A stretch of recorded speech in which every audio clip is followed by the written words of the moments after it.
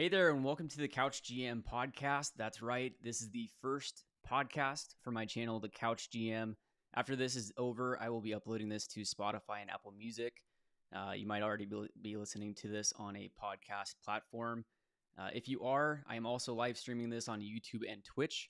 So be sure to go subscribe to my YouTube and my Twitch for future lives, and as well to stay up to date on all MLB and Mariners content throughout the offseason. Today it's just me, but I do intend to have some guests on throughout the offseason to talk all things Major League Baseball, the Mariners, and my goal for the channel is to become an MLB channel covering majority or all the MLB teams and news throughout the offseason and into the season. So today we're going to be talking MLB offseason, all the updates that we've heard so far, as well as getting into some Mariners rumors and some information that Jerry Dipoto has talked about from the GM meetings. So starting off with the MLB updates in the offseason so far this year, looking at the key dates for the MLB offseason, last Thursday, November 10th, was the deadline to issue a qualifying offer to any eligible free agents. This was a one-year, $19.65 million contract that could have been extended to any eligible qualifying offer free agents. Also on Thursday, the free agent market was officially opened, so all free agents are now eligible to sign with any organization. So far this week, we've seen Edwin Diaz finalize a 5-year, $102 million contract extension with the New York Mets. This is the largest contract for a relief pitcher in history, both in total value and on an annual basis. And this beats out Aroldis Chapman, who was the highest paid relief pitcher prior to Diaz, who made $18 million in 2022. Aroldis Chapman is now set to become a free agent this offseason. We also saw Robert Suarez sign a 5-year, $46 million contract extension with the San Diego Padres, a relief pitcher. We also saw Rafael Montero recently sign a 3-year, $34.5 million contract extension with the Houston Astros. He was a ex-Mariner in that Kendall Graveman trade. Also on Thursday, it was announced that the Silver Sluggers were announced on Thursday, November 10th, and Julio Rodriguez was one of the 3 AL Silver Slugger award winners, along with Mike Trout and Aaron Judge. We'll get into that in a little bit. On Monday, November 14th, the Rookie of the Year will be announced, and let me do a screen share here. Monday, November 14th, the Rookie of the Year will be announced, as well as Tuesday, November 15th, the Manager of the Year will be announced. And we'll get into the implications of who wins Rookie of the Year and what that means for the team who has that player on their team. On Tuesday, November 15th, the deadline for free agents who were issued a qualifying offer becomes the. So on Tuesday, November 15th, it is the deadline for free agents who are issued a qualifying offer to either accept or decline it. And we'll get into in just a moment the implications of qualifying offers, and if someone goes and leaves the team, what that team will get in cost for that. Wednesday, November 16th, the Cy Young Award winners will be revealed. On Thursday, November 17th, the MVP winners will be revealed. And then it gets pretty quiet, but then from December 4th through the 7th, it's the annual winter meetings. On December 7th, to wrap up the winter meetings, there will be the Rule 5 draft. On January 15th, the international signing window will open. The Mariners have some large prospects that they're expected to sign through the international signing window. And then heading into February, spring training begins on February 24th, and the official opening day begins on March 30th.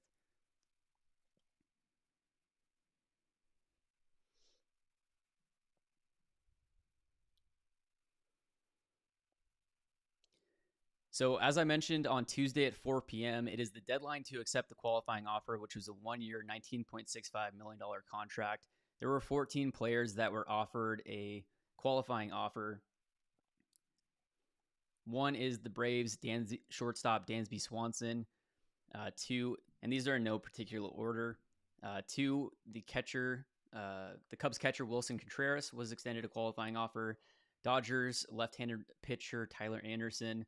Dodgers shortstop Trey Turner. Giants outfielder Jock Peterson. Giants left-handed pitcher Carlos Rodon. Mets right-handed pitcher Chris Bassett. Also the Mets, Jacob deGrom. Also for the Mets, outfielder Brandon Nimmo. For the Rangers, Martin Perez. For the Red Sox, Xander Bogaerts and Nathan Eovaldi. For the Yankees, Aaron Judge and Anthony Rizzo were extended qualifying offers. And some notable players who did not receive a qualifying offer were the Astros outfielder Michael Brantley, the Dodgers Andrew Heaney and Clayton Kershaw, the Mets Taijuan Walker, the Padres Mike Clevenger and Sean Manaea, the Red Sox JD Martinez and Michael Wacha, and the Yankees Jameson Taillon. And so essentially, in order to become or to be extended a qualifying offer, you have to meet certain criteria. So it has to be the first time that the qualifying offer has been placed on you. If you've been placed a qualifying offer in the past, then you cannot be extended a qualifying offer again. And you also have to have spent the entire prior season with that team in order for that team to extend a qualifying offer to you. Now, if you're a team that signs a player who is offered a qualifying offer, then if you sign that player, there is going to be a penalty against you. It depending on if you exceeded the luxury tax or not in the prior year, and as well as if you are receiving revenue sharing with the league or not. The implication will vary depending on those factors. So teams that exceeded the luxury tax the prior year will give up their second and fifth highest picks, plus $1 million in international signing bonuses if they sign a player that was extended a qualifying offer.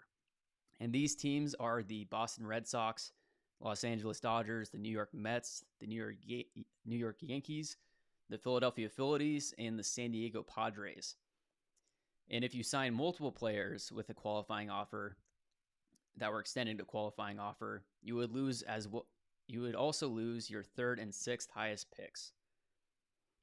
Now, teams that do not receive revenue sharing, if you were to sign a player with qualifying offer, you would give up your second highest and your third highest picks the following year, and $500,000 in international signing bonus money. These are the Braves, the Cubs, the Astros, the Angels, the Giants, the Cardinals, and the Blue Jays. And then teams that do receive revenue sharing, you would give up your third and fourth highest draft picks the following year. These are the Diamondbacks, the Orioles, the Reds, the Guardians, the White Sox, the Rockies, Tigers, Royals, Marlins, the Brewers, the Twins, Athletics, Pittsburgh Pirates, the Seattle Mariners, Tampa Bay Rays, Texas Rangers, and the Washington Nationals.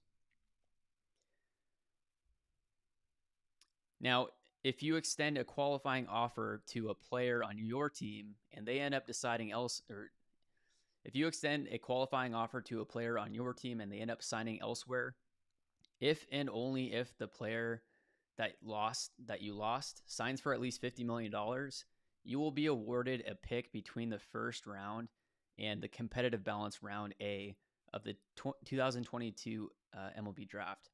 If the player signs for less than $50 million, then the compensation pick for those teams would come after the competitive balance round B, which follows the second round.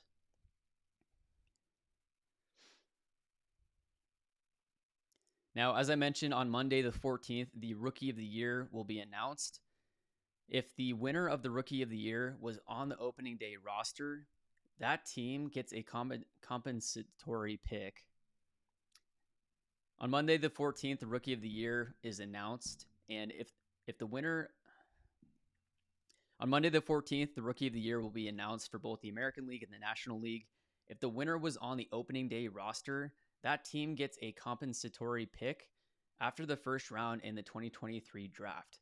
So it's pretty much a lock that Julio Rodriguez is going to win the AL Rookie of the Year for the Mariners. So the Mariners are going to get an additional first round, technically after the first round, pick in the 2023 MLB draft. Now, the value of this cannot be understated. If you go back and look at the Mariners' first round draft picks over the last 10 years, we're looking at 2012 was Mike Zunino. 2013 was DJ Peterson, who is a no name. 2014, Alex Jackson. 2015, there was no first round pick for the Mariners. But then in 2016, first round pick for the Mariners was Kyle Lewis. 2017, Evan White. 2018, Logan Gilbert. 2019, George Kirby. 2020, Emerson Hancock. And then, of course, in, let's see here, 2021 was Harry Ford. And in 2022 was Cole Young. So in 2023, the Mariners will get they already have their first round pick. They will get a second first round pick, technically after the end of the first round ends. So that's a massive pickup. If you can take, call it Harry Ford, and then you also get a Cole Young in the same draft, or an Emerson Hancock, a George Kirby, a Logan Gilbert. We've seen the Mariners go younger on their draft picks in the prior years. So we might see them take, a couple high ceiling high school prospects in this next draft, since their team and their depth is so young.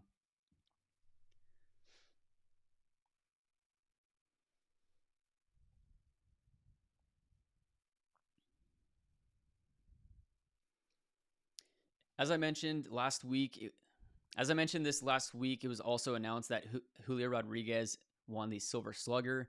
Rodriguez is only 21 years old, and he won the award alongside fellow AL outfielders Aaron Judge of the New York Yankees and Mike Trout of the Los Angeles Angels. Rodriguez ranked third among AL outfielders in B WAR, so wins above replacement, with 6 wins above replacement. He tied for fifth in home runs with 28, tied for third in stolen bases with 25, was third in slugging percentage with a 509 slugging, third in OPS at 853. He batted 284 with 84 runs, 25 doubles, 3 triples, 28 home runs, 75 RBIs, 25 stolen bases, and with 40 walks, getting on base at a 345 on base percentage, slugging 509, which gives you an on base plus slugging of 853 in his 132 games. He was injured for 30 games of the year, so he played in 132 games.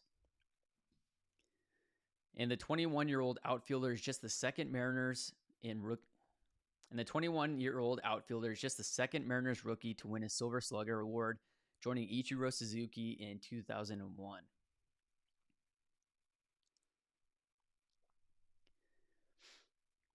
Now, also looking at the offseason, there is, for the first time, looking at the MLB offseason upcoming with the new collective bargaining agreement, is a MLB draft lottery, which will be on December 6th. Essentially, the lottery is to determine the top 6 draft picks, and this was implemented in the new collective bargaining agreement between the players and the league to help avoid tanking. So in prior years, the draft order was from worst record to best record. And so essentially, if a team wanted to get the first overall draft pick, they could just, not call up the top prospects. They could trade away all of their good players. They could tank and try to lose the rest of the games to have the worst record so that they would get that number 1 overall pick. Now with the new collective bargaining agreement, there is a lottery to determine the top 6 draft picks. So all 18 non-playoff teams will have a shot at getting the number 1 overall pick. The worst 3 teams have the best odds. The other teams will have a declining percentage in reverse order of their records, down to 0.23% for the non-playoff club with the highest winning percentage. So the draft lottery odds for the number 1 overall pick are the Nationals with a 16.5% chance at the number 1 overall pick. The Athletics and the Pirates also have the same odds, 16.5% chance at that number 1 overall pick. The Reds have a 13.2% chance. The Royals a 10% chance. The Tigers a 7.5% chance. The Rangers 5.5%. Rockies 3.9%. Marlins 2.7%, and so on. The Brewers are 18th. They barely missed the playoffs, and they have a 0.23% chance of getting that number 1 overall pick. So that'll be really interesting. To see how that draft lottery comes about and which team ends up getting that first overall pick.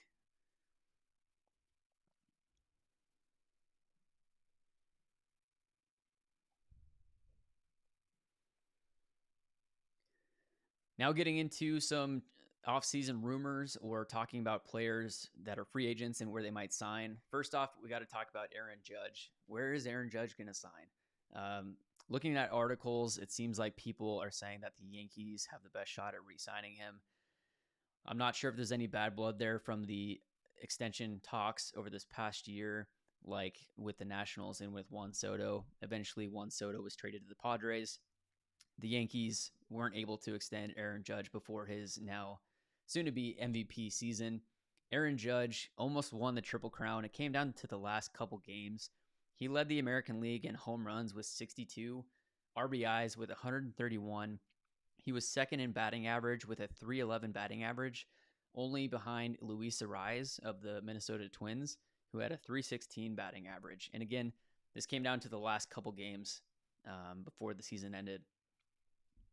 The last Triple Crown winner was Miguel Cabrera back in 2012.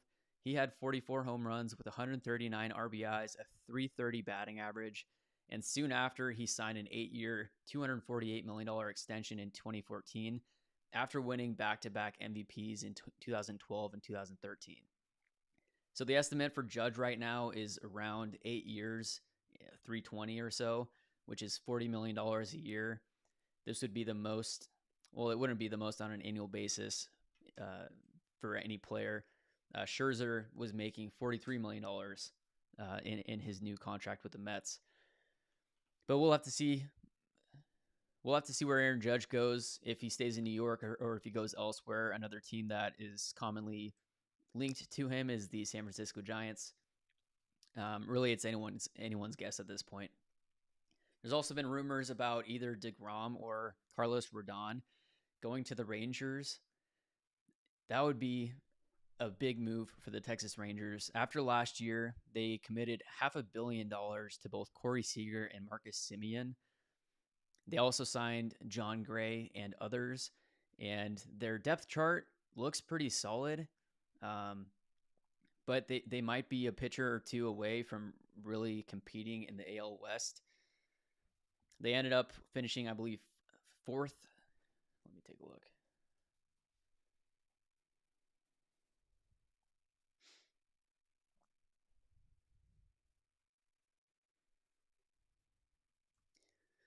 Yeah, the Rangers ended up finishing 4th in the AL West this year, even after signing Corey Seager, Marcus Semien, and John Gray. So if they can sign Jacob deGrom or Carlos Rodon, that could make them a true contender. Looking at their depth chart, currently their starting rotation consists of John Gray, Jake Odorizzi, who they just traded for the Braves, Dane Dunning, Cole Ragans, and Glenn Otto. So as of right now, it's not a very strong rotation, but if you throw a DeGrom or a Rodon in there, maybe one other relief starting pitcher for depth, that could be a solid team competing next year.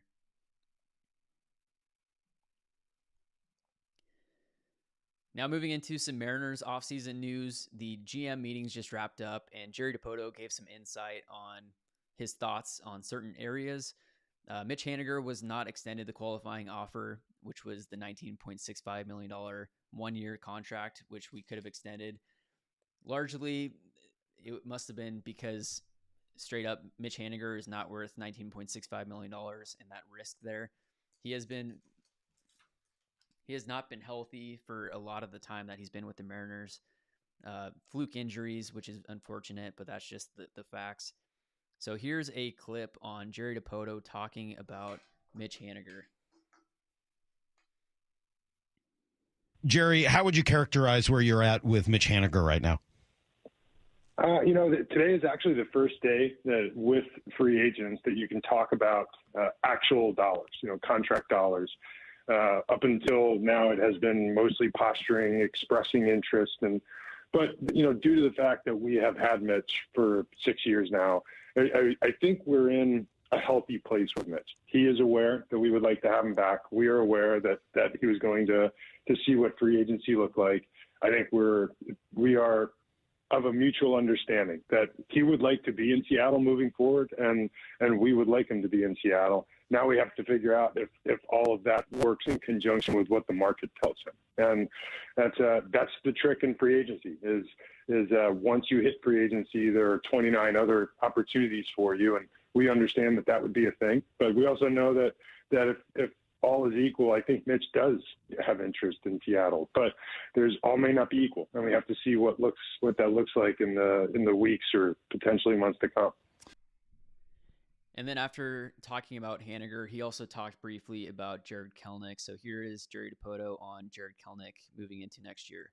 As you're sorting through that jigsaw puzzle, Jerry, and I'm sure it factors into a decision on Mitch or any other free agents or trades that you might be looking at, where do you see Jared Kelenic to start next year? And you know, I know that development is not necessarily a straight line type of situation, but based on where he finished the year, how his year went, and his age, where do you expect him to start next year? I would expect him very similar to going into spring training a year ago. I guess almost a year ago, 2022 spring, where we went in with Mitch and Wright, and really not a slam dunk expectation that Julio would break with the team. We didn't know where Julio would be, but we went in with Mitch and some level of unknown in what we would do for the fourth member of that outfield quartet that would rotate through those three positions and DH.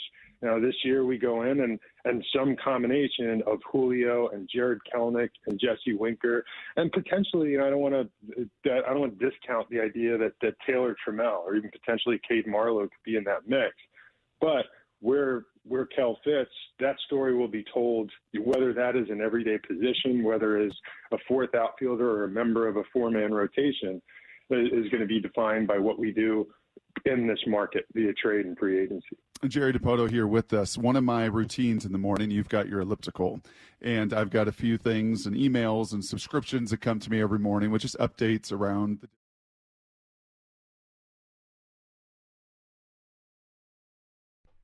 So that was Jerry talking about Mitch Haniger and Jared Kelenic and the potential for next year. We'll see if Mitch Haniger comes back on a 1 to few year deal, maybe a prove it year for Mitch Haniger. We'd love to have him on the team. I've been a big fan of Mitch Haniger since he joined the team through that trade with the Diamondbacks back in 2016. It's just a matter of health at this point. And when he's been on the field, he's had solid production. I believe it was 2021 where he had 39 home runs and 100 RBIs. Let me look that up.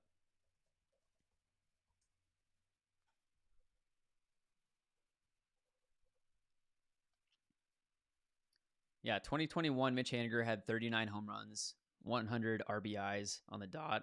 2022, he came in, hit a home run in Minnesota, got COVID, came back in his first at-bat, rolled his ankle, was out for something like 60 games. And then we'll see where he ends up going. Separately, in another interview, Jerry Dipoto was talking with John Morosi at the GM meetings, and he was talking about how the Mariners are looking to add 2 corner outfielders and also a middle infielder. We knew that we needed a middle infielder to fill Adam Frazier leaving in the offseason, or with Adam Frazier becoming a free agent. We'll see if J.P. Crawford sticks at shortstop. Jerry Dipoto, time and time again, has said that J.P. Crawford will be the shortstop next year and moving forward, and he keeps committing to J.P. Crawford at shortstop.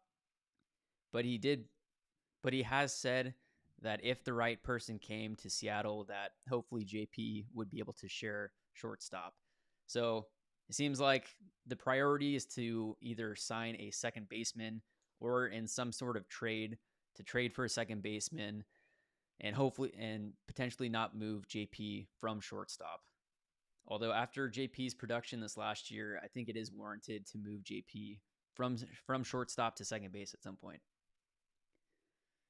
Now, regarding the 2 corner outfielders, regarding the 2 corner outfielders, one of the names that has been popping up time and time again is Brandon Nimmo from the New York Mets, who's now a free agent. He played center field for the Mets the past few years. last year, Brandon Nimmo had 0 errors playing in center field. If we can add an outfielder like that has that top of the lineup type contact along with very solid fielding, that would be a great addition to the team. Here is Jerry Dipoto talking about the GM meetings in general. And I've got a few things and emails and subscriptions that come to me every morning, which is updates around the different sports, Jerry. And this morning from the Athletic Pulse is their little, morning hit. It says about the winter or GM meetings, the team to watch, the Seattle Mariners. This team made a surprise run to the ALDS and in hindsight gave the World Series champs all they could handle. It means they're close, which means an already aggressive front office should open the checkbook. And it goes on from there. I'm just curious at these GM meetings with what you guys accomplished last year with Julio's emergence and everything else. Are you finding a few more suitors coming your way, a few more conversations than normal on the elliptical? No, the real answer is baked in there. We are an aggressive front office, and we've been around the game for a while in general, and teams tend to talk to us. We are, and oftentimes, especially in the trade market, but even in the free agent market, we have longstanding relationships with many of the agents in the game. We talk to everybody, and we consider everything, and both teams and agents know that, and I think as a result, we tend to be very busy. Our schedule is robust, and in both sectors, the free agent market and trade talk. Hey, Jerry. So as you heard from Jerry Dipoto at the GM meetings, he's been very active talking with teams regarding potential scenarios for trades. The names that are being floated around in the trade market right now are Marco Gonzalez and Chris Flexen. It's very likely that they will be moved in some sort of deal, whether it's them combined or one and the other traded in separate deals, potentially to fill the hole in second base or elsewhere. But right now there's 6 starting pitchers. There will not be 6 starting pitchers in the rotation moving into next year.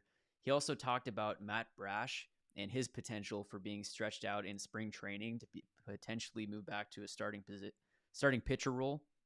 And so here is Jerry Dipoto talking about Matt Brash. I will follow up, Brock mentioned, just because I thought it was interesting, your comments that filtered out about Matt Brash coming in as a starting pitcher next year with the possibility of him going back to the bullpen at some point. What kind of flexibility does Matt give you, whether it's in the trade market, et cetera, this offseason or heading into next year? We've not really, to this point, Matt, he's going to pitch his 25-year-old season. I think he was awesome last year once we shifted him to the bullpen. Based on our present personnel, I think it's highly likely that he starts the season again in the bullpen. And that might be what Matt does, as a big leaguer or as a Mariner, is just become a big impact at the back of our bullpen. And we envisioned that as one of the potential outcomes. But at 25, we don't want to write it off that that's the only outcome. So, there's really no harm in stretching out, being prepared to stretch out in spring training. And it's a lot easier to back up than it is to stretch out in terms of innings development.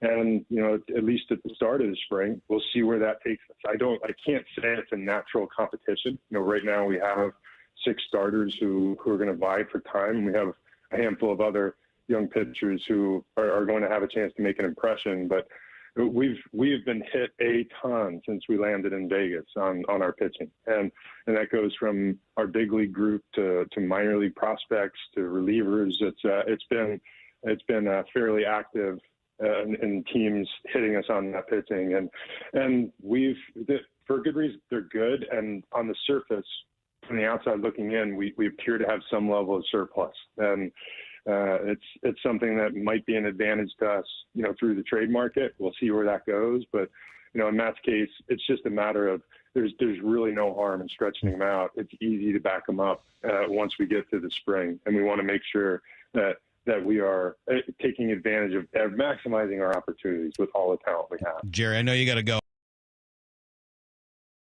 So as you heard Jerry Dipoto say, the Mariners have a surplus of pitching that might be able to be moved in the offseason or even moved during the season. He said that Matt Brash will likely be stretched out for the starting pitcher role in spring training just to kind of see where that goes. If he is the number 5 starter, I doubt it. DePotos did say that it is likely that Brash will end up being in the bullpen again next year. We'll see if Brash has moved as a potential piece for a high quality infielder at some point or an outfielder. We'll see. Brash's stuff plays very well coming out of the bullpen. I would love to see him in a Mariners uniform moving forward, but if it means that we get a top of the lineup type player, then that's just business. A couple other notes. Passan also, Jeff Passan from ESPN was also on the Mike Salk show this last week, and he did say that he was also hearing rumors of Marco and Flexen being talked about in trade rumors, or that they're actively being shopped. And like some of you have said, the outfield does have a bit of a log jam. We'll see if Winker is going to stay here next year or if he will be traded. There were those rumors shortly after the season ended about how there's a bit of a bad taste in the mouth of the Mariners in general, maybe in the clubhouse with Jesse Winker and his production, his attitude this year. We'll see what comes to fruition with him. Also, if Kyle Lewis comes back, you can't bank on anything, and that's why Jared Dipoto is looking to get 2 corner outfielders. The only person that is set in stone is Julio Rodriguez in center field. Outside of that, there's nothing reliable that you can really count on with Winker, with Kyle Lewis, with Jared Kelenic, with his struggles. We'll see what the outfield looks like next year. Also, Evan White, he was injured last year, but he started to produce late in the year in AAA. We'll see at what point he comes up to the bigs and starts producing. And then talking about the pitchers, with Marco and Flexen being on the trade market, I'm hoping that we see Emerson Hancock come up sometime next year, whether that's opening day or halfway through the year. The past 3 years, there's been Logan Gilbert that came up as a rookie. The next year was George Kirby. And then this coming year, I hope that Emerson Hancock will have the same type role as George Kirby did. And then the year before that, Logan Gilbert, to where they come up, they get worked into the system. And then the next year, they just come out all cylinders firing. But George Kirby, even with his higher innings pitched than in prior years, he looked like he stayed healthy and was strong through the playoffs. So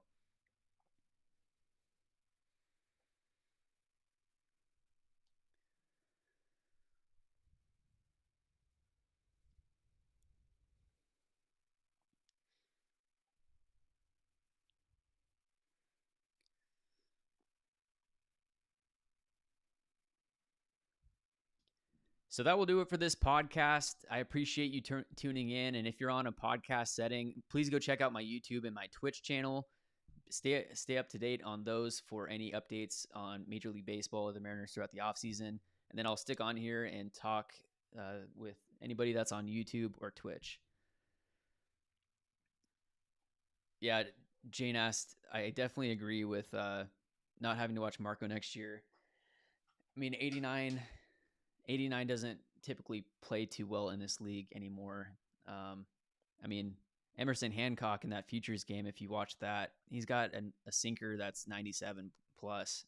So if we have Emerson Hancock in there as the number 5 instead of Marco or even Flexen, I would love to see that.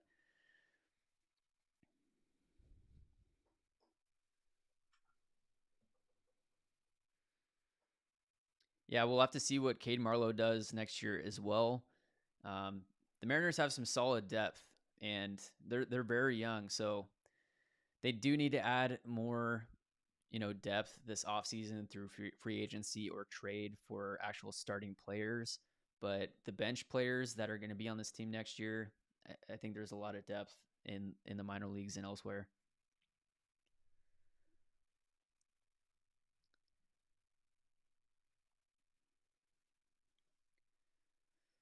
So thank you all for joining. That'll do it for this time. Let me know if you have any questions. Feel free to comment on a post. Send me an email if you have any topics you'd like me to cover. Otherwise, stay tuned and have a good rest of your weekend.